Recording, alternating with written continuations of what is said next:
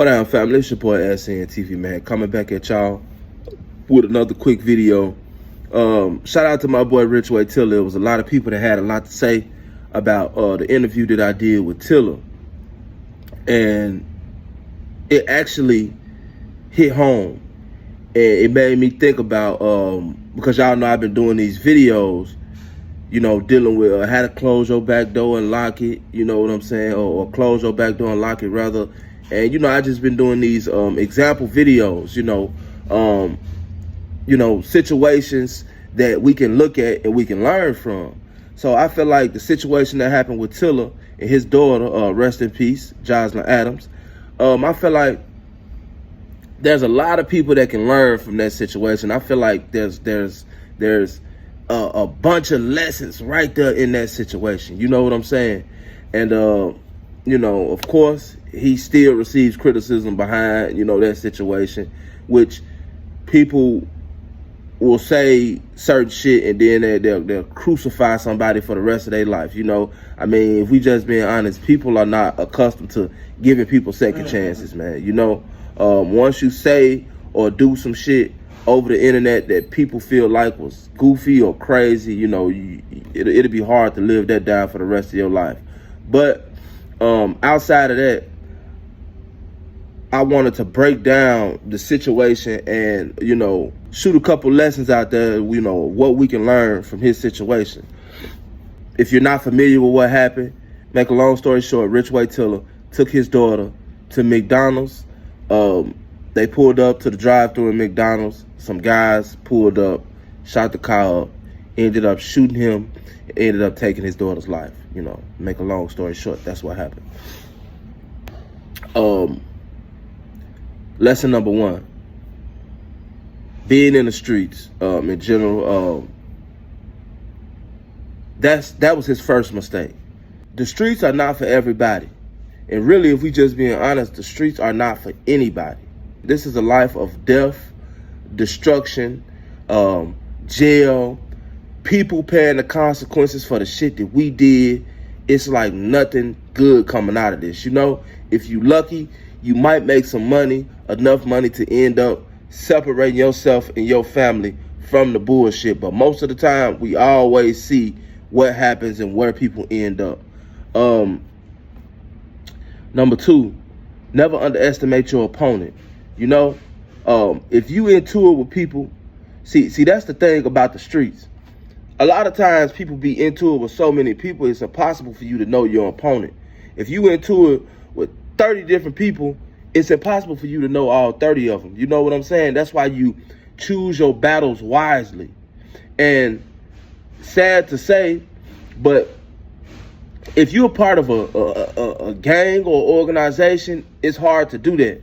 Why is it hard to do that? Because if these your guys and they get into it with these people over here, now you got to take up that battle. You don't know who these people is, and people don't know you, you know?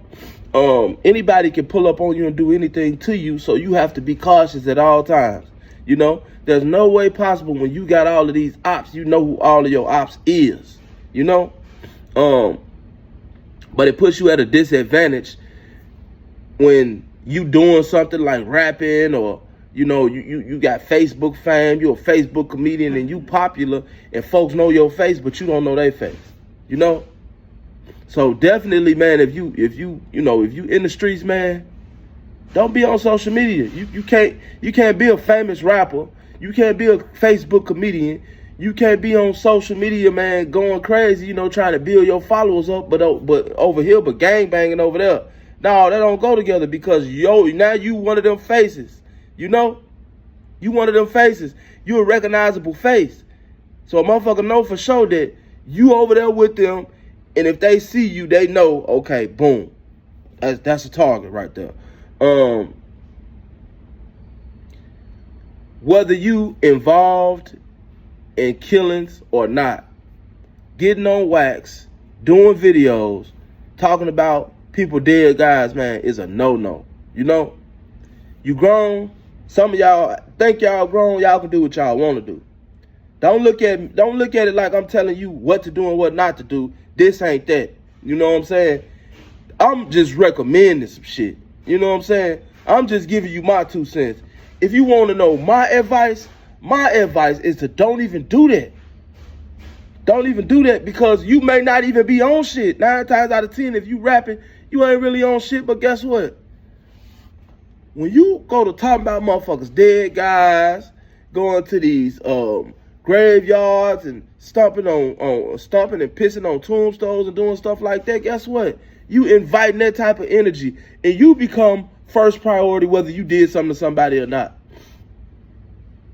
Because that scab that you pulling off is a hell of a scab, dog. You know, this person's loved one is gone for whatever reason. You know? And people ain't caring if their loved one was out here catching bodies. They ain't caring about that. People love their people regardless of what they did. You know? So when you out here making fun of the dead and talking shit about the dead and all of that, I don't give a fuck what nobody say. Whoever, bro. That negative energy right there is some of the worst energy that you can bring to yourself and to your people, you know? And I think he said this in our interview. If you in the streets, man, don't be riding around in cars with none of your people, bro. You have to accept the fact that this is what you chose to do. You chose to be a street nigga or a street girl. This is the life that you chose. And just like any career, it's shit that comes with this. Death, mayhem is what comes with this, and going to jail. That's what it is. With that being said, you can't be riding around with your mama, your grandma, your daughter, none of that. You can't do that. Damn, he making a whole lot of fucking noise. God damn. How many of them you got in there, bro?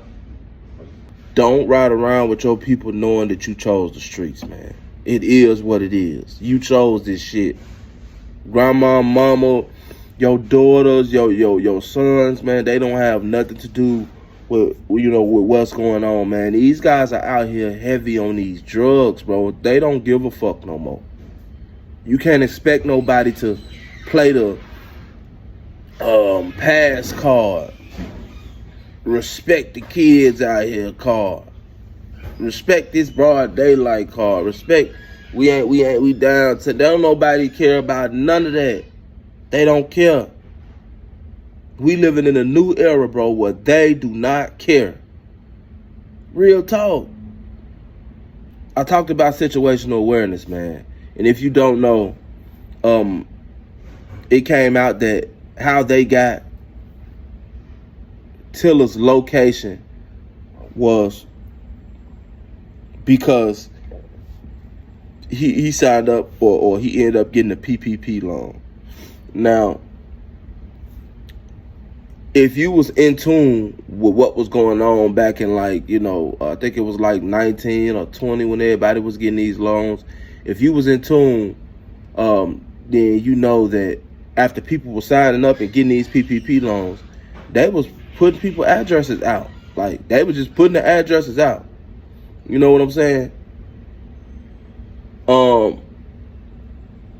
The government don't know you out here, goddamn, you know what I'm saying, what you out here doing. The government don't know that you're a full course gangbanger and, you putting in for this PPP loan on some trying to goddamn beat the system type shit. They think you really got a real, really got a real job for real.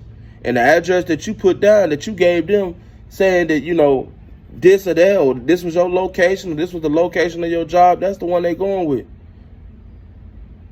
Little did he know that people put his address on his, out on his site, and now his location gone. He never knew it.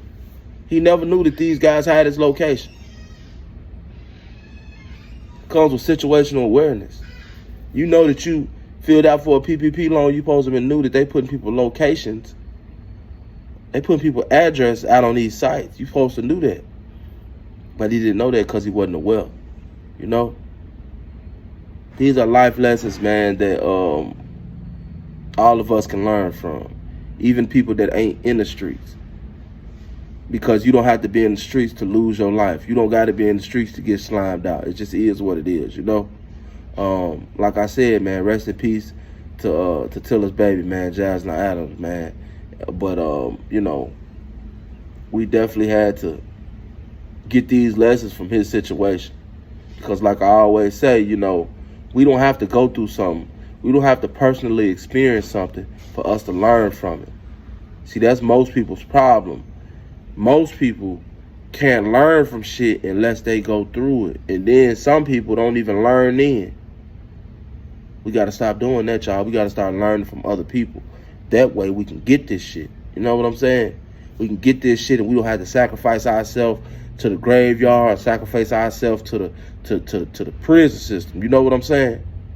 It is what it is. I love y'all. It's your boy SNTV. I'm out.